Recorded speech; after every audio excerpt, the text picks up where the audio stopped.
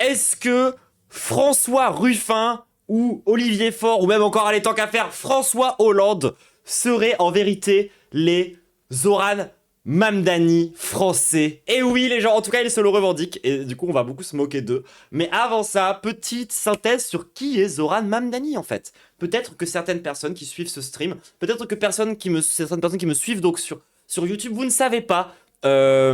Vous ne savez pas qui est ce mec, c'est quoi le contexte, peut-être entendu parler de New York, les élections municipales, tout ça. Ça vous dit peut-être rien, on va résumer un petit peu les takes, et ensuite on va se moquer du PS, et après on va revenir un petit peu sur est-ce que on serait pas un peu tous en train d'avoir, comment dire, une trop grosse érection sur ce mec, qui en fait ne devrait peut-être pas. On va voir, on va voir, on va voir. En tout cas, ça va être le thème d'aujourd'hui. Dans un premier temps, Zoran est-il vraiment l'espoir de la gauche états-unienne, voire même française? Ou en fait, est-il un peu un scam? Ou est-ce plus compliqué que ça? C'est parti, du coup, pour un premier article de l'Humanité. Donc ça, c'est une citation de lui. Zoran nous dit « Je suis musulman, je suis socialiste, et je refuse de m'excuser pour ça. » Et alors ça, les gens, en Amérique, c'est chaud de ouf de dire ça. Genre, il y a un contexte un peu historique à comprendre, que nous, on a un peu connu en France, mais que les Américains, ils ont vécu fois 1000. C'est la Red Panic. C'est le fait d'avoir peur des rouges, peur du communisme, peur du communisme. Et nous, par exemple, on l'a eu en France. Genre, par exemple, à l'époque où il y avait les élections pour Mitterrand, les gens, ils disaient ah là là, si Mitterrand, il est élu, il va y avoir les chars russes dans Paris. Ça, c'est la Red Panic. Enfin, imaginez qu'aux États-Unis, c'était 15 000 fois pire. Genre, vous pouviez vous faire assassiner, tout simplement parce qu'on vous soupçonnait d'être trop communiste. Vous pouvez vous faire virer de votre entreprise parce que trop communiste. Enfin, genre, c'était vraiment genre une panique hyper violente et une répression hyper violente des idées de gauche. Et donc, prétendre être socialiste aux États-Unis, faut quand même avoir une sacrée paire de couilles, il faut le reconnaître. Et de dire que t'es musulman aussi, hein. Enfin, genre, mine de rien, c'est pas rien. De la délation était monnaie courante. Ah, typical, hein, typical, hein. Je refuse, mais c'est pour ça. Après Zoran Mamdani, la promesse d'une aube nouvelle. Le candidat socialiste a remporté la majorité absolue des suffrages lors d'une élection municipale au plus fort taux de participation depuis 1969. Et c'est pour ça que c'est important, c'est parce que le mec incarne un peu l'anti-Trump. Voilà, c'est un peu ça qui s'est passé. Le ref incarne vraiment anti. Le nouveau maire de New York cita Eugene Debs, sous les acclamations de la foule. Il n'aura fallu que quelques secondes pour confirmer que New York était entré dans une nouvelle ère politique. Face à une assemblée de militants extatiques, Zoran Mamdani a donc commencé, mardi 4 novembre, son discours de victoire en évoquant ce propos du père du socialisme états-unien, candidat à 5 reprises à l'élection présidentielle au début du XXe siècle. Je vois poindre l'aube d'un jour meilleur pour l'humanité. Cette élection municipale, dans la plus grande ville de 8,5 millions d'habitants des États-Unis, représente en effet une promesse pour ceux qui croient encore en la possibilité d'un changement à l'heure où Donald Trump et les républicains disposent de tous les leviers du pouvoir. Rien n'est anodin dans le verdict des urnes. Socialiste revendiqué. À 34 ans, Zoran Mamdani est le premier jeune maire de la ville depuis 1913 et un certain John Puroy Mitchell, de 3 mois son cadet, lorsqu'il a pris ses fonctions. 24 ans après les attentats terroristes du 11 septembre 2001, New York a désormais un maire musulman qui, durant sa campagne, a dû affronter des tombereaux d'insultes islamophobes. La deuxième magistrature la plus importante du pays, après la présidence, sera occupée pour la première fois par un socialiste revendiqué, membre du Democratic Socialist of America, reprenant le fil d'une histoire ancienne du socialisme new-yorkais, des années 20 et 30. Enfin, il est également le premier édile originaire d'Asie. Ça, c'est important, peu de gens le disent, faut insister un peu, il est indien quand même. Je suis musulman, je suis socialiste, démocrate, et pire encore, je refuse de m'excuser pour tout cela, a-t-il d'ailleurs lancé lors de son discours. Que le nouveau maire de New York soit un jeune socialiste musulman, fils d'immigrés indiens, porte une charge symbolique peu commune. Mais il y a aussi de la matière dure dans ce succès improbable, celle d'un mouvement politique qu'il a incarné sans qu'il ne se résume pour tout autant à son charisme. Un candidat inconnu du grand public il y a un an, plafonnant à 1% dans les sondages, pendant de très longs mois, a remporté 50,4% des suffrages dans une triangulaire face à l'ancien démocrate devenu indépendant Andrew Cuomo et au républicain Curtis Sliwa, avec le plus important taux de participation depuis 1960. Sur le chemin qui mène au City Hall, Zoran Mamdani a déjoué les pronostics et renversé l'establishment grâce à une stratégie qui fait figure de nouveau maître étalon en la matière. Tout d'abord, un message articulé entre un constat: New York n'est plus abordable pour l'immense majorité de ses habitants, et des propositions: gel des loyers, secteur encadré, gratuité des bus et généralisation de la garde d'enfants. Et alors, je trouve qu'il y a un petit prisme français, et je vais me permettre de le mentionner juste ici. La vérité, c'est qu'il a aussi construit sa campagne, et il a vraiment solidifié sa campagne sur la lutte pro-palestinienne. Et je trouve qu'on ne le mentionne pas assez. C'est-à-dire que le mec est quand même vraiment, à la base, sur le plan de la communication, hyper anti-sioniste. Genre, c'est quand même un point très important de sa campagne. Ensuite, une transmission de ce même message par la multiplication des messagers. En complément de vidéos toujours inventives et ciselées, une force militante de plusieurs dizaines de milliers de personnes, 90 000 selon l'équipe de campagne, a propagé le projet dans la ville. Les dizaines de millions de dollars versés par les milliardaires à Andrew Cuomo n'ont eu, au mieux, qu'un effet marginal sur la trajectoire de la campagne.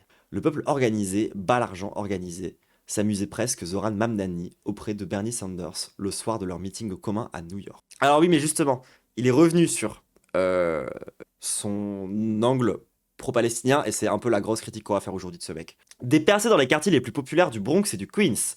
Cette campagne unique, gérée par les DSA, donc c'est les socialistes, c'est le PS, un peu, c'est une espèce de PS américain, et non par le Parti démocrate, a mobilisé, enfin, je sais pas, c'est plus la France insoumise, je sais pas, c'est bizarre. Parce que tu vois, le Parti démocrate, c'est plus le PS, je dirais que les DSA sont plus proches de la France, mais bref. A mobilisé un électorat, lui aussi unique, qui ne garde que quelques traits du traditionnel bloc démocrate. Le grand changement de la coalition électorale de Mamdani, c'est d'avoir incorporé des électeurs qui ne votaient pas, des jeunes ou des citoyens de la deuxième génération qui n'étaient pas impliqués dans la vie politique, souligne Fanny Lobby, professeure associée à la science politique de l'université de Montclair.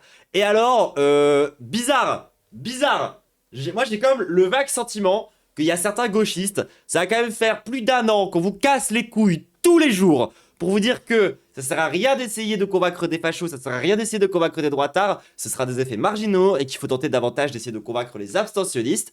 On a un cas littéralement concret de cette stratégie sur place d'un mec qui a radicalisé son discours et ça l'a fait gagner. Donc au bout d'un moment, qu'est-ce qu'il va vous falloir pour comprendre que c'est la bonne putain de stratégie? C'est pas en mettant de plus en plus d'eau dans notre vin qu'on va réussir à convaincre des gens qui sont partis à droite de revenir que ça va fonctionner. Non, il faut mettre plus de sirop pour attirer les gens qui étaient pas là et qui vont venir. C'est comme ça que je vois les choses. Ce facteur, déjà présent lors de la primaire démocrate en juin, s'est encore accentué lors de l'élection générale. Zoran Mamdani a réalisé des percées dans les quartiers les plus populaires du Bronx et du Queens, où il avait plafonné lors de la primaire. Dans de nombreux bureaux ayant basculé du côté de Donald Trump lors de l'élection présidentielle en 2024, le candidat socialiste arrive en tête, démontrant sa capacité à convaincre des électeurs déçus par les démocrates ou désorientés. Il s'agit sans aucun doute d'une victoire électorale qui appartient aux classes ouvrières et moyennes, insatisfaites d'un système politique qui dit aux personnes en difficulté d'attendre ou de supporter leur sort, revendique dans le New York Times Anna Maria Archila, co-directrice du Working Families Party, soutien de Zoran Mamdani. Putain, c'est chiant la politique américaine. Au final, ce dernier devance Andrew Cuomo dans tous les arrondissements de la ville, sauf à Staten Island. Bastion républicain et dans tous les groupes selon NBC, stat ethnique direct. Donc en gros, il gagne dans toutes les ethnies, quoi. Ce n'est pas une nouvelle histoire, mais c'est une ancienne histoire qui continue avec d'autres sources d'immigration. Ce n'est plus l'Europe, mais l'Amérique latine et l'Asie, notamment le sous-continent indien, révèle pour l'humanité Adam Schatz, rédacteur en chef pour les États-Unis de la London Review of Books. C'est un autre pays qui s'annonce. J'ai pas compris, je crois. C'est pas une nouvelle histoire. Mais... Oui, en gros, il dit que l'histoire de l'Amérique, ça a toujours été une histoire d'immigration, concrètement. Justement, si cette élection reflète des évolutions démographiques des États-Unis et de sa principale métropole, préfigure-t-elle pour autant une nouvelle donne politique nationale? Voilà. Donc alors là, vous allez voir que c'est marrant parce que, concrètement, même si tu oublies, parce que du coup, c'est ce qu'est en train de faire l'humanité. L'humanité est en train de mettre complètement de côté toute la dimension antiraciste et pro-palestinienne de la campagne de Zoran Mamdani, ce qui est un problème, et ce qui est un prisme très français au passage, je tiens quand même à le dire. Il n'empêche que même en ayant que la moitié de l'analyse qu'il faut avoir autour de l'élection de ce mec, ils arrivent quand même à dire qu'il faut une gauche de rupture. Et vous allez voir que en France, il y a que les gens qui sont contre la gauche de rupture qui se sont revendiqués d'être ce mec. Et c'est tellement ouf, ça me baise tellement le crâne. Genre vraiment, c'est une folie qu'ils aient fait ça, genre vraiment. Aucun doute pour Zoran Mamdani lui-même, cette élection montre à une nation trahie par Donald Trump comment le vaincre. Cet illustratif du pays veut aussi croire Tristan Cabello, professeur d'histoire à l'université de Johns Hopkins. Toutes les mesures proposées par Mamdani sont populaires dans l'ensemble du pays. L'universitaire voit également en ce scrutin la confirmation que la guerre à Gaza a totalement changé les choses. C'est une nouvelle ligne de fracture. Tous ceux qui ont soutenu le génocide le payent aujourd'hui. Bon, ils en parlent un peu. Autant pour moi, j'étais mauvaise langue.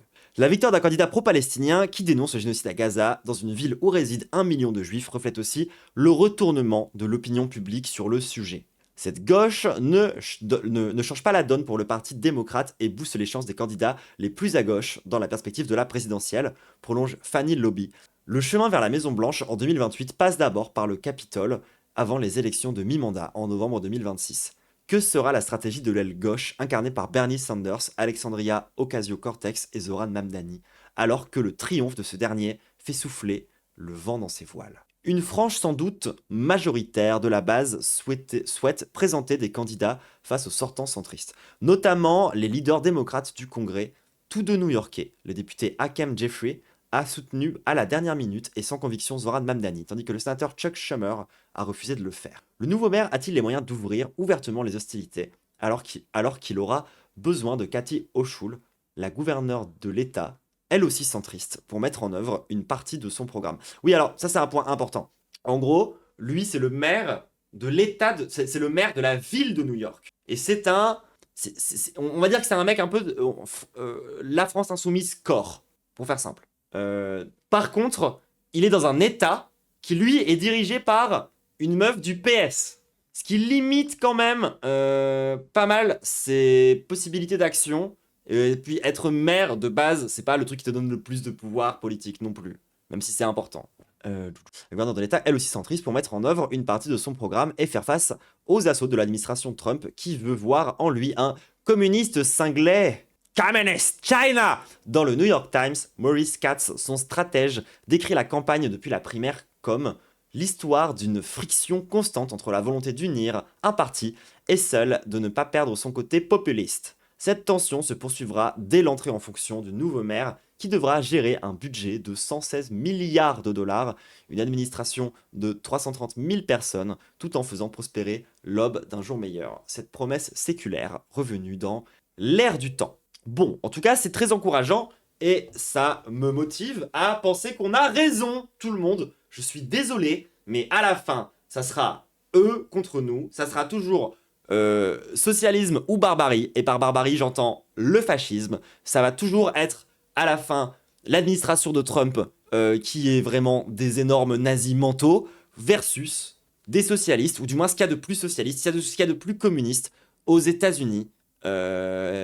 Et encore une fois, alors que c'est la stratégie qui a gagné, peut-être que l'équivalent du PS, l'équivalent de la gauche molle, va encore une fois tenter de s'aborder la seule vraie alternative face au fascisme, la seule vraie façon de politiquement lutter contre le fascisme, à savoir la gauche de rupture. Et on va peut-être encore se retrouver face à une situation dans laquelle les droitards et les fascistes, eux, ils arrivent à travailler ensemble, mais nous, on a toujours dans les pattes la gauche CIA qui va toujours à l'infini chercher à nous niquer, et ce qui va faire qu'on va arriver face aux fascistes trop faibles pour pouvoir lutter contre eux. C'est sûr qu'ils vont essayer. Et justement, histoire de ramener un petit peu de nuance dans tout ça, on va regarder une petite vidéo qui a été publiée par Parole d'Honneur, parce qu'ils ont un espèce d'envoyé spécial directement à New York, et ça m'intéresse de vous montrer ce qu'ils racontent sur place. Donc Mamdani, c'était quelqu'un qui avait un discours sur la Palestine qui était assez solide. Ça a un peu changé depuis, on va en parler plus tard. Mais du coup, il a réussi à avoir une partie très importante du vote juif.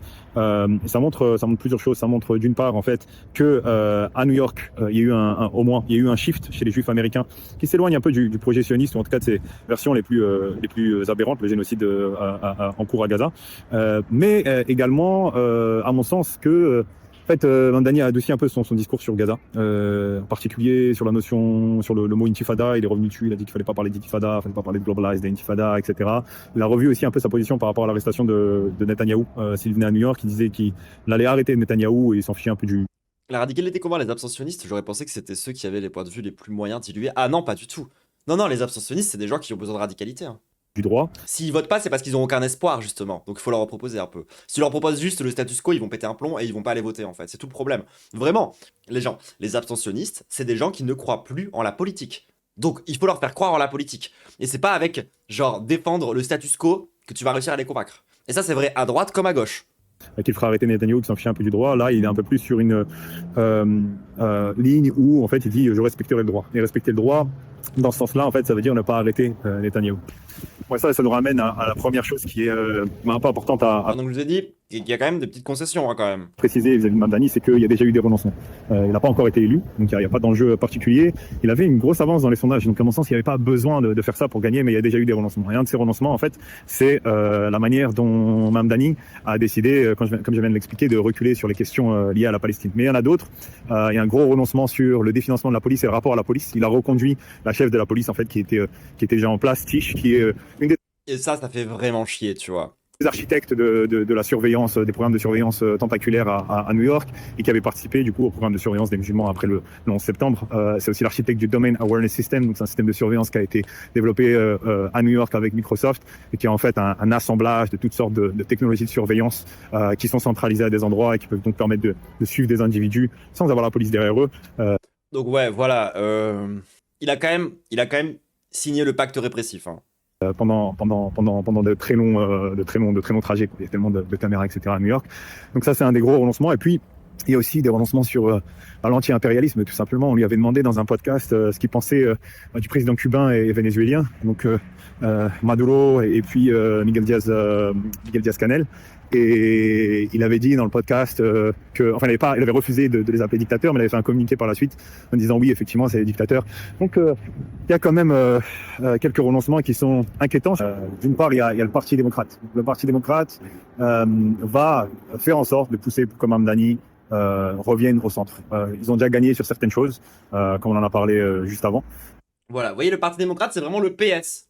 Mais Mamdani et sa base, surtout, vont pousser, je pense, pour au moins tenir les engagements qui ont été faits vis-à-vis de New York, c'est-à-dire les mesures sur le pouvoir d'achat, gratuité des transports. C'est plus un PS qu'un LFI finalement. Les gens surestimaient pas trop la France insoumise. Gel des loyers, etc. Mais il a besoin des démocrates pour faire ça, notamment au niveau de l'État de New York. Donc c'est le niveau régional, on va dire, en France. La gouverneure Cathy Hochul a déjà dit qu'elle empêcherait Mamdani d'élever les impôts sur les plus riches. Ce qui va poser un problème à Mamdani parce que c'est la manière dont il veut financer en partie son programme. Et puis, il va y avoir le clash avec Trump qui est...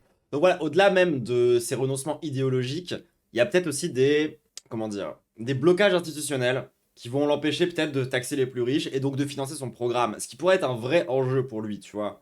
Déjà dit qu'il pourrait couper les fonds fédéraux à la ville de New York si Mamdani était élu. Et ça, c'est une possibilité concrète. Et Mamdani a besoin de ces fonds, a malheureusement besoin de ces fonds, non seulement pour tenir ses promesses de campagne, mais aussi pour tout simplement faire tourner la ville de New York. Donc il va y avoir un clash avec Trump là-dessus. Trump pourrait aussi mobiliser la garde nationale comme il l'a fait dans d'autres villes, parce que avec l'excuse que le crime aurait atteint des niveaux sans précédent à New York, qui n'est pas du tout le cas. C'est quand même fou, hein, genre. T'as vraiment genre Trump qui peut décider d'envoyer sa milice armée dans n'importe quelle ville sous prétexte qu'il y aurait du crime qui n'existe pas. Genre on en est quand même là aux États-Unis. Pourquoi je suis flou? Je suis flou là, on est d'accord? C'est quoi ces histoires? Attendez, j'aime pas être flou. Je déteste être flou. Nique-toi. C'est bon, je suis plus flou. Bon, je vais rester flou, tant pis. Désolé, les gens, je suis flou. Ça me saoule un peu. Et puis aussi pour... Attendez, ça m'énerve. Attendez, je me suis... C'est impressionnant contre les populations immigrées, de manière à les expulser du territoire américain. Et sur Trump, ce qui va être intéressant aussi, ça va être la bataille des idées. La bataille des idées, parce que Mamdani va donner du fil à retordre à Trump. Il a du répondant. Trump pourrait utiliser ça pour revigorer sa base. Attaquer Mamdani, enfin un musulman, pour revigorer sa base. Mais dans le même temps, il est possible que ça permette aussi à Mamdani de mobiliser de son côté, de mobiliser des électeurs, des militants qui pourront pousser pour que, au niveau de l'État, au niveau fédéral, les choses se passent de manière à ce qu'il puisse faire passer une partie de son agenda au moins. En fait, il ne faut pas oublier un truc sur la campagne de Mamdani, c'est qu'elle s'est bâtie sur le mouvement qui a fait suite au 7 octobre. Et s'est bâtie sur le mouvement pro-palestinien, sur le mouvement contre le génocide à Gaza, sans précédent aux États-Unis. Et ça, on le dit pas assez en France. La question de la libération de la Palestine n'a jamais été aussi centrale aux États-Unis, n'a jamais été aussi centrale à New York. Et son mouvement s'est bâti là-dessus. Et c'est pour ça que ces renoncements sur cette question-là, ces renoncements qui vont jusqu'à même dire qu'il y aura des sionistes dans son administration, c'est-à-dire qu'il va nommer des personnes sionistes Ça, c'est dur, hein. au sein de son administration, des sionistes de gauche, entre guillemets, donc c'est l'équivalent de Ari Halimi en France, mais des sionistes quand même. Le fait qu'il y ait des renoncements sur ça, qui aillent aussi loin, c'est très décevant parce que bon, Mamdani, il va être maire de New York. Il a une capacité d'action, mais qui n'est pas énorme. Par contre, en fait, sa capacité d'action en tant que politicien élu à New York, c'est la voix qu'il va porter, c'est le discours qu'il va porter. Ça peut changer les choses, ça peut ouvrir des espaces. Et s'il change le discours pour grappiller des petites choses, genre le bus gratuit, etc., c'est très bien le bus gratuit, mais c'est pas tout ce qu'il peut faire. Il peut faire bien plus, vu son charisme, vu le mouvement qu'il a bâti, il peut faire bien plus que ça. Et malheureusement, Ouais, donc, calmez-vous, calmez cette érection, les gens. on n'aura pas. On n'aura peut-être pas ça. En tout cas, on voit beaucoup de signes de renoncement. Genre, c'est bon, Zoran, c'est pas non plus le grand soir, quoi. Ce qui laisse à penser que, bon, comme d'habitude, en fait, ce que fait Même s'il a raison, je trouve. Enfin, ok, le mec, il va être obligé de renoncer aussi parce que la vérité, c'est qu'il est toujours au Parti démocrate. Donc ça, c'est un vrai PB, tu vois. Genre, c'est vraiment son principal défaut. Mais au moins, peut-être, il peut imposer un discours et peut-être qu'il peut réussir à imposer une ligne. Parce que la vérité, c'est que pour le moment, il est encore très minoritaire au sein du Parti démocrate. Mamdani, c'est un peu comme quelqu'un qui serait candidat à une élection pour le Parti socialiste en France. Le Parti démocrate, c'est l'équivalent du Parti socialiste en France. Il y a l'aile gauche après du Parti démocrate, c'est là qu'est Mamdani, mais l'équivalent, c'est ça. Et l'idée de ce genre de campagne, c'est de changer. En gros, les gens, je spoil un peu mon avis final, tant pis, c'est pas grave, je voulais le dire plus tard. Mais concrètement, tout le problème de Mamdani, c'est que c'est un peu un genre de Mélenchon. En vrai, c'est un peu un genre de Mélenchon. S'il était resté au PS. Vous voyez ce que je veux dire? Genre, et ça aurait été son principal défaut, du coup. L'institution de l'intérieur. Mais on va se rendre compte peut-être, comme souvent, que l'institution n'est souvent pas changée. C'est plutôt elle qui va réussir, par sa force, par son poids, à changer les positions des personnes qui y sont rentrées. Et du coup, est-ce que le Parti démocrate va Genre, c'est vraiment comme si, tu vois, Mélenchon était encore à la France Insoumise et qu'il fallait qu'il fasse changer la ligne à l'intérieur du parti, donc c'est quand même mal barré. sorte modeler le futur Mamdani à son image. Et en ce sens-là, j'avais vu un truc pour moi qui était assez... c'est un peu ridicule. Il y avait une vidéo qui a été faite par une femme sur Middle East Eye, au sujet de Mamdani, en disant que voilà, bon, Mamdani, c'était en faisant des parallèles avec Malcolm X. Il faut raison garder. On n'est pas Ouais, ou Malcolm X dosé, genre les gens. pas du tout là-dedans. S'il y a une comparaison à faire, à mon sens, c'est avec Obama. La dernière fois qu'il y a eu une campagne qui a provoqué autant d'espoir aux États-Unis, c'était la campagne de Barack Obama. Barack Obama, bon, aujourd'hui, pas crédible du tout, etc. Mais à l'époque, bon, c'était quelqu'un qui venait du milieu militant, qui avait fait de l'organizing, donc de l'activisme, etc. Qui avait parfois avait eu des propos qui, Ouais, je vous ai dit, les gens sont trop débordeurs. Genre vraiment, faut se calmer avec ce gars. à l'époque, étaient très fort sur la Palestine, sur l'arrêt de la guerre, sur l'arrêt de l'impérialisme, etc. J'aime bien ta take. Voter LFI, c'est de la RDR. C'est un peu vrai. Il faut se rappeler que sa plateforme pour sa première élection, c'était l'arrêt des guerres partout dans le monde, la santé pour tous, gratuite, la sécurité sociale, en gros, comme en France, les études gratuites, donc les universités gratuites pour tous. C'est pas... RDR, c'est pour réduction des risques. C'est en gros lorsque on vous apprend à prendre des drogues sans que vous en mouriez, par exemple, ou quand on vous apprend à faire des trucs genre des injections d'hormones sans que vous fassiez ça mal et que vous en mouriez, par exemple. En tout cas, ici, les universités coûtent très cher. Frais d'inscription peuvent aller jusqu'à 70 000 euros, 70 000 $, pardon, à l'année. Donc, on est dans quelque chose qui était une campagne qui portait aussi beaucoup de promesses. Et il y a des photos de Barack Obama avec Rachid Khalidi, qui est un grand historien de la Palestine, etc. On peut pas reprocher d'être mou sur la question palestinienne, la question de Gaza et tout. Bon, du coup, là, on a un parallèle. Là, on a quelqu'un qui a fait une campagne similaire, qui avait des idées similaires. Et puis, une fois élu... Voilà, en fait, si ça se trouve, depuis le début, sans vous en rendre compte, vous étiez en train de kiffer, genre Barack Obama, en fait. Un nouveau Barack Obama, ce qui est quand même, genre, les gens, on en est revenu quand même un peu normalement de cette époque-là. Qui a complètement changé de registre.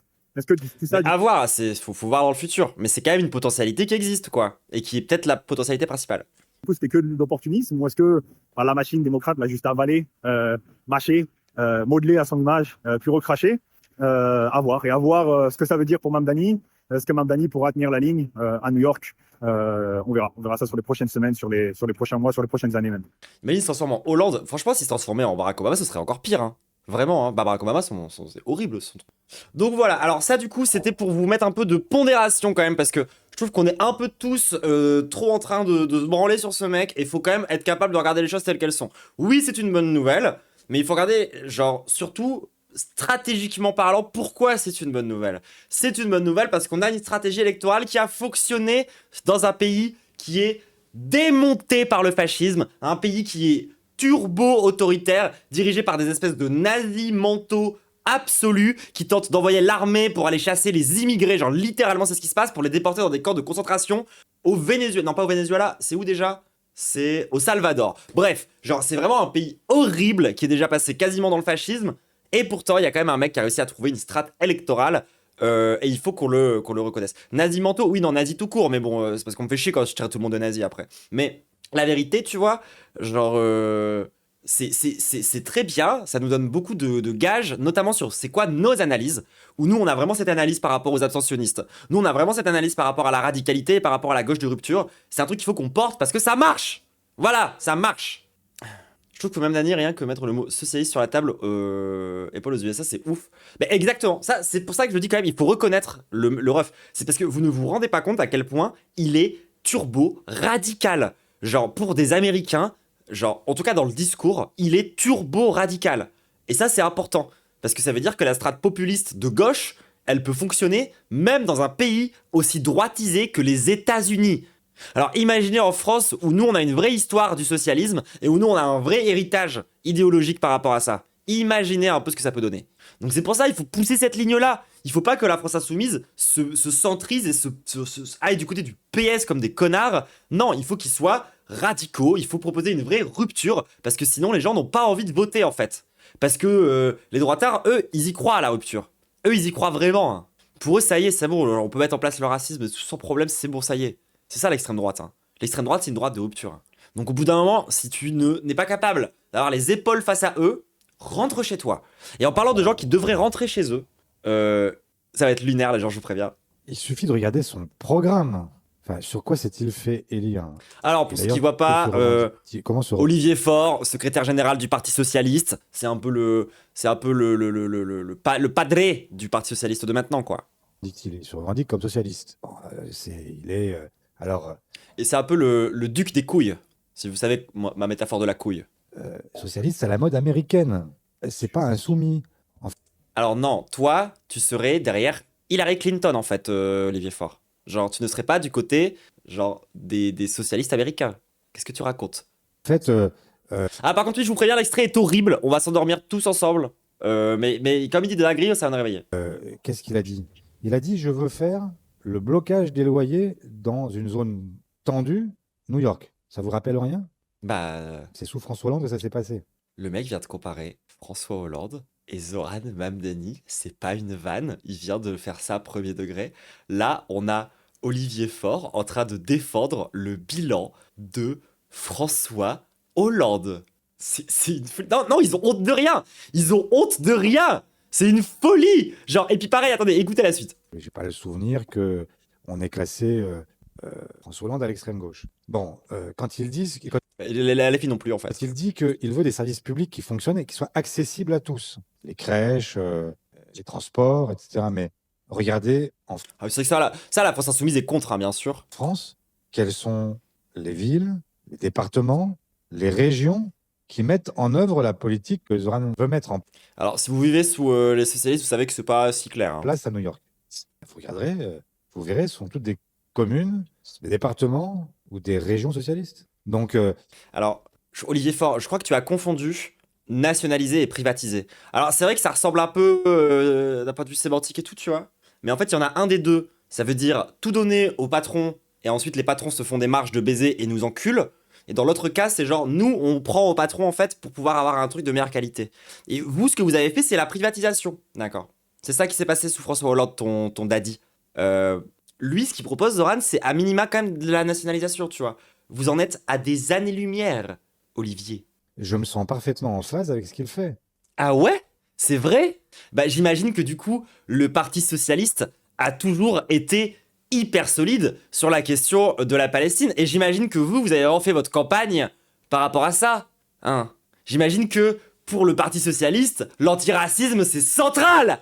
Moi, je suis pour la défense des services publics, qui est, selon la formule consacrée, le patrimoine de ceux qui n'en ont pas. Faire en sorte que toute une série d'inégalités soit corrigée justement par l'accès aux soins, l'accès à la culture, l'accès à l'éducation, l'accès à la mobilité, l'accès au logement. Tout ça, c'est ce que nous portons. il est musulman. Olivier. Il est musulman. Tu es dans le parti qui a créé le printemps républicain. Tu fais partie de la ligne politique du putain de printemps républicain. C'est un musulman. Vous êtes un parti raciste. Allô, Olivier, ouvre les yeux. Et j'ai pas l'impression d'être en décalage par rapport à ce qu'il fait. Et par rapport à l'imposition des plus riches, Oui, l'imposition des plus riches. Tu veux dire le truc que t'as réussi à édulcorer dans une version light de la taxe Zuckman, dans laquelle tu proposes de ne pas taxer les putains d'héritiers, hein. Les héritiers quand même, hein. Les gens qui héritent. Voilà, c'est vraiment les gens qui sont partis de familles qui se reproduisent. Toi, tu ne veux pas les taxer, Olivier. Tu n'es pas pour taxer les riches, hein. Sinon, t'aurais proposé la taxe Zuckman telle quelle. Sachant que nous, on est plus radical que vouloir taxer les riches. Mais bref. C'est quoi le printemps républicain? Le printemps républicain, c'est une espèce de think tank. Vous savez, ces espèces de groupes, de comités, de gens qui réfléchissent et qui pensent aux choses. Voilà, et qui ensuite proposent des analyses. Et ben le printemps républicain, leur analyse principale, c'est de dire que il faut arrêter avec l'antiracisme. Que c'est pas porteur à gauche. Et qu'en fait, il faudrait plutôt proposer de la répression et proposer de durcir le jeu sur les questions de sécuritaire. Et surtout ne pas parler des Arabes. Surtout pas. C'est pas porteur. Ça, c'est l'analyse du printemps républicain, les gens. C'est des racistes, d'accord? C'est des racistes de gauche. Il y a aucun doute à avoir là-dessus. C'est des gens, genre au printemps républicain, il y a des gens qui ont défendu l'idée qu'il fallait arrêter d'utiliser le mot islamophobie. Voilà, hein, parce que genre, soi-disant, ce serait un truc qui aurait été importé de je sais plus quel pays, ou enfin n'importe quelle panique de cons de gauche, parce que les islamistes, concrètement. Voilà, c'est printemps républicain, c'est des gens qui sont obsédés par les islamistes. j'ai pas l'impression d'être en décalage non plus. Et donc, Mais t'es en décalage par rapport à Gaza, trou du cul. Bon, un peu moins maintenant qu'il a fait des concessions, mais si on parle de la campagne. c'est toujours pareil. Il faut comparer Oui, ça, ils ont dit que ça venait des frères musulmans, une connerie comme ça. ce qui est comparable. Et donc, qu'on regarde, il est vécu comme une aile radicale aux États-Unis. Mais l'aile radicale aux États-Unis, en France, c'est le PS. Non, Non. Le PS, vous êtes le parti démocrate. Olivier, s'il te plaît, fais un effort. Vraiment, genre, c'est grave d'être comme ça. Genre, le mec, il est en mode... alors, en fait, ok, d'accord, il est radical, et nous, non. Mais, en fait, nous, si. Ouais, il a dit radical égale PS, oui. Alors que, tu sais, genre, lui, s'il était aux États-Unis, ça ferait des années qu'il serait en train de sucer la bite à Hillary Clinton, hein, mais bref. Il suffit de lire, en fait, Milei à Davos. Il est devant une assemblée qui sont censées être l'élite mondiale de la finance, des entreprises, politiques, etc.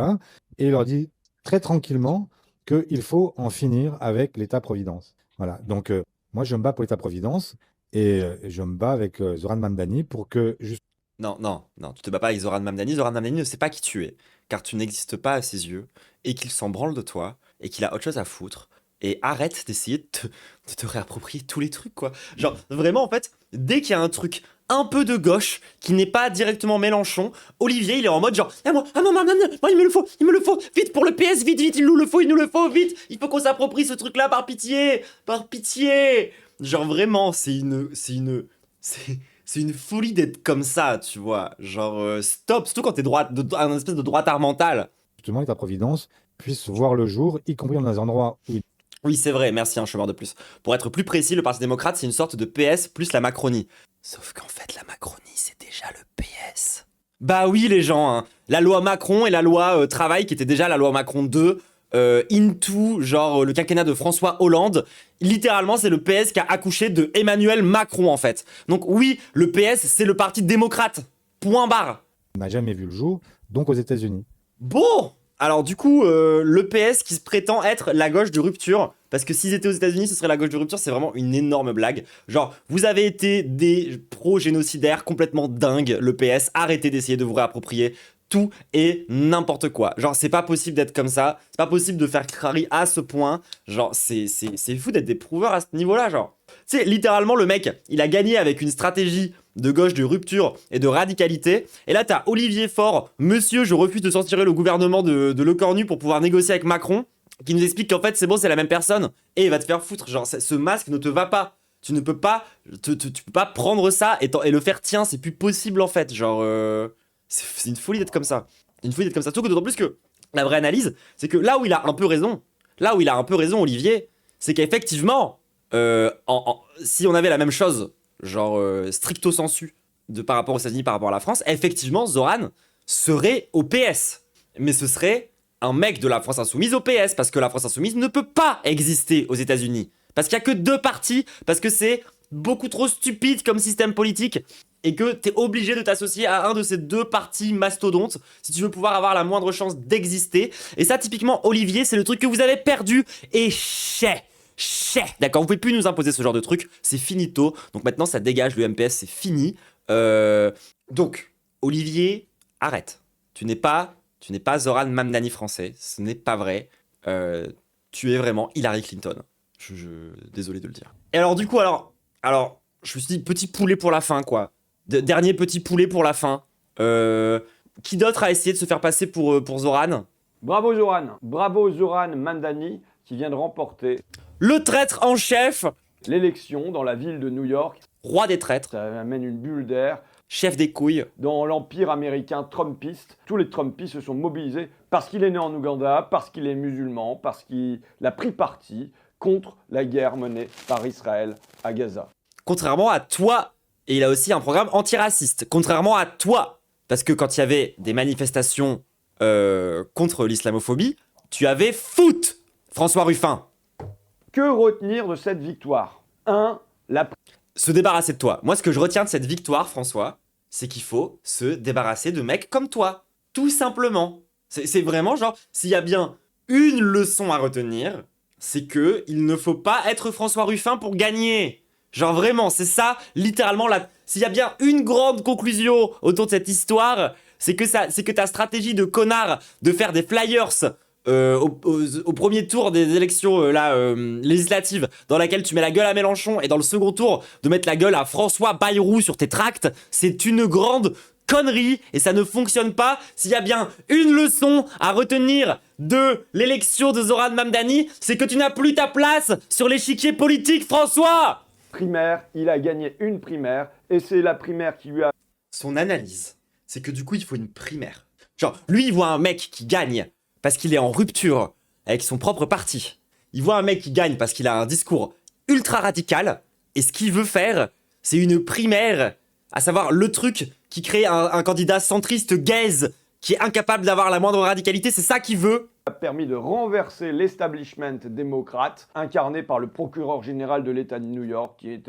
Bah, vas-y, allez-y le PS, je vous propose de faire une superbe primaire et de reproduire exactement l'expérience Benoît Hamon.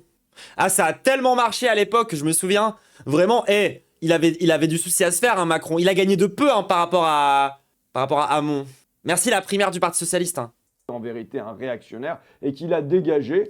Genre, comment c'est possible que les gens de ce côté-là, genre de la vie politique, soient toujours, encore aujourd'hui, en train de border les primaires après Hamon? C'est fou quand même. Parce qu'il a réussi à mobiliser... Alors, touche pas ton micro par contre, gros. Même moi, j'évite de faire ça et je suis en stream, genre. À mobiliser les citoyens, à mobiliser les militants contre ce candidat dans la primaire. Donc, de la primaire peuvent sortir de nouvelles voix, de nouveaux visages qui renversent... Ce qui, Benoît Hamon, candidat aux élections de 2017 face à Macron, candidat du PS, qui avait été du coup en tête de la primaire du Parti Socialiste et qui a été leur candidat, avant de se faire trahir par tous les gens du PS qui sont partis chez Macron, et ensuite de se faire trahir par son propre parti, qui du coup fait qu'il a terminé à 6%, je crois, quelque chose comme ça. Et du coup, c'est le début de la fin du PS, c'est-à-dire que c'est les élections qu'il y a eu après François Hollande, et où c'est le début de la dégringolade totale et absolue du PS, et c'était une primaire. De la table. 2. Il a mené une campagne populaire. Ah bah pareil, en termes de primaire, vous savez ce qu'on pourrait imaginer aussi? Genre un genre de primaire qui se ferait entre tous les différents partis. Je suis sûr que ça pourrait super bien fonctionner. Genre, comment elle s'appelle déjà, la Russe qui avait fait ça déjà? Merde, putain, j'ai un doute. Ouais, voilà, vous vous rappelez Christiane Taubira? Ah, elle a fait un score de baiser. C'était trop bien. Ah non, Christiane Taubira, c'était le top du top de la primaire. C'était une primaire entre tous les partis, tout le monde pouvait voter, et elle a grave percé, hein. Elle a grave percé le sol et elle est tombée tout au fond du puits et tout le monde l'a oublié depuis. Hein. Parce que je me souviens que moi, la seule take que je me souviens de Christiane Taubira, dans les élections de 2022, c'est le moment où elle a dit qu'il fallait pas taxer les héritages. Bref, voilà, pour te dire le niveau de droitard de la meuf quand même. Je vous rappelle que Christiane Taubira, c'est l'aile droite du PS. Hein. Et populiste. Populiste, courant littéraire s'appliquant à décrire avec réalisme la vie des gens du peuple. Et lui, il a décidé de partir de la vie des gens du peuple en disant, vous, travailleurs, travailleuses, New-Yorkais, New-Yorkaises, vous avez du mal à vivre ici, on va vous rendre la ville abordable. C'est son thème, la ville abordable, la ville abordable, la ville abordable, qu'il a répété presque comme une obsession. La ville abordable par les déplacements, ce sont les bus gratuits. La ville abordable par les enfants, ce sont les crèches. Oui, et du coup, qu'est-ce qu'il a proposé pour faire ça, Ruffin? De nationaliser des trucs. T'es tellement loin, t'es tellement à des années-lumière de proposer ce genre de truc, genre. Gratuite, la ville abordable en faisant tout pour baisser les loyers parce que c'est le prix du logement à New York comme ici qui est le gros souci sur le pouvoir d'achat. Et c'est la primaire et c'est cette campagne qui lui a permis de mobiliser des... Oui, les gens, oui, le thème c'était la ville parce que c'était une élection municipale, hein, mais vraisemblablement c'est trop pour Ruffin déjà de comprendre ça. Des milliers et des milliers de militants, jusqu'à 1,5 million de portes frappées. 1,5 million de portes frappées à New York. Voilà, le terrain. Arrête de toucher ton micro, Ruffin! Qui lui a permis de l'emporter. Enfin, c'est mon petit plus, il a fait le candidat reporter. Il est allé avec son téléphone portable. Ah bah oui, alors ça du coup, lui, il a vu un mec qui s'est baladé avec une caméra, il s'est dit « Mais c'est moi, en fait! C'est vraiment ma forme d'Alola !» Avec son micro pour interroger les gens en leur demandant qu'est-ce Oui, et puis bien sûr, soutien aux familles des portes brutalisées, bien sûr. que c'est vos priorités, comment vous arrivez à payer votre loyer, qu'est-ce que de moi vous attendez. Et donc voilà comment on peut renverser la table. Primaire, campagne populaire, militant de terrain, candidat reporter. Juste. Il essaye de se vendre. Genre, il a vraiment la pire analyse. Genre, c'est fou d'être comme ça, genre. Genre, le mec, il voit une élection qui littéralement prouve que sa stratégie, c'est de la grosse merde. Et la conclusion qu'il a, c'est je suis le Zoran Mamdani français quand même. Parce que lui aussi, il a été filmé Karine, la gilet jaune. Le bémol, si je me permets, on parle là de New York. Cette idée de primaire, c'est tellement antidémocratique. Mais encore une fois, Christiane, Taubira, Benoît Hamon, est-ce qu'il vous en faut plus? On parle du mégalopole, on parle du Oui, il faut encore cœur d'une ville multiculturelle. Et évidemment, ce qui a à reconquérir aux Oui, multiculturel, François. Pas comme toi qui ne défend que les Blancs! États-Unis, ce sont les États-Unis tout entiers, le pays tout entier et pas à moitié, mais tant mieux Je commence à avoir des envies de violence physique sur les rimes. si là à New York, partant de la côte Est, il y a la possibilité d'une reconquête vers l'Ouest. Dit-il en grattant son putain de costume sur son micro, je vais péter un câble! Parce que je vous rappelle que pour ce mec, genre il est en mode ouais, il faut faire une campagne populiste, donc qui représente la réalité, et le seul truc qu'il a réussi à dire, c'est de faire quand même campagne sur c'est nous qu'on va gagner. À savoir, je pense, le slogan de campagne le plus méprisant, le plus fétichiste sur les classes populaires possible. Exactement comme quand il a parlé de la France qui pue des dessous de bras. Désolé, hein, mais les gens qui sentent des dessous de bras, c'est pas les ouvriers, c'est surtout les vieux mecs dans le tertiaire. Hein, d'accord? C'est les gens qui ont les mains moites, François. C'est pas genre, justement, en fait, les ouvriers, faut qu'ils aient une bonne hygiène, sinon c'est vite la merde pour eux. Oui, je vous rappelle quand même que c'est ça, pour lui, le populisme, pour lui, c'est de parler de la France des dessous de bras, et de parler de c'est nous qu'on va gagner, comme si en fait les pauvres, ils savaient pas bien parler.